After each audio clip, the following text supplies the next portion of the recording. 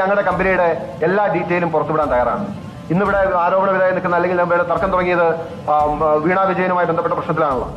എക്സാലോജിക്കിന്റെ 2016 മുതലുള്ള tax paying details പുറത്തുവിടാൻ Veena Vijayan തയ്യാറാകുമോ?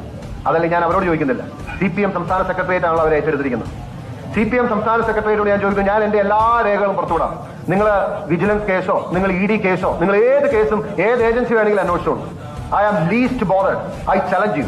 നിങ്ങൾ പിടിക്കാൻ പറ്റും നോക്ക്. ഇനി അതിനപ്പുറം I am making an offer. സാധാരണഗതിയിൽ CPMന്റെ ഒരു ശൈലി ഉണ്ടല്ലോ, ഏതെങ്കിലും ഒരു കാര്യം നടന്നാൽ പാർട്ടി അന്വേഷണം നടത്തും, പാർട്ടി നേതാക്കന്മാരെ അന്വേഷിക്കുന്നു.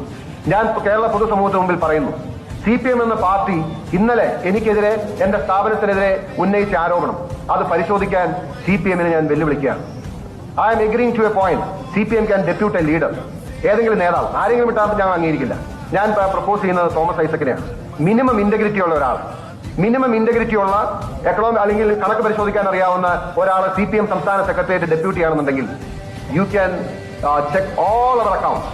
U should come forward. പക്ഷേ പരിശോധന കഴിഞ്ഞ് കേരളത്തിലെ പൊതുസമൂഹത്തോട് പറയണം ആരൊക്കെ ക്ലൈൻസ് ആണ്, എത്ര രൂപ നൽകി, എത്ര രൂപ ടാക്സ് കൊടുത്ത്, എത്ര രൂപ എല്ലാം ഡീറ്റെയിൽ ആയിട്ട് പറയും. ഐ പ്രപ്പോസ് തോമസ് ഐസക് ആണെങ്കിൽ മിനിമം മാന്യതയും അത് മിനിമം ഇന്റഗ്രിറ്റി ആണെന്ന് ഞാൻ പ്രതീക്ഷിക്കുന്നു. അങ്ങനെ ഉത്തരവാദിത്തപ്പെട്ട പൊതുസമൂഹത്തിന് തോന്നുന്ന ഒരാളെ അദ്ദേഹം നിയോഗിക്കട്ടെ. എന്റെ ഫേമിന്റെ പരിശോധന ഇനി കള്ളപ്പണം വെളുപ്പിച്ചോ വിദേശപ്പണം വന്നോ ഈ കാര്യങ്ങളെല്ലാം പരിശോധിക്കാം.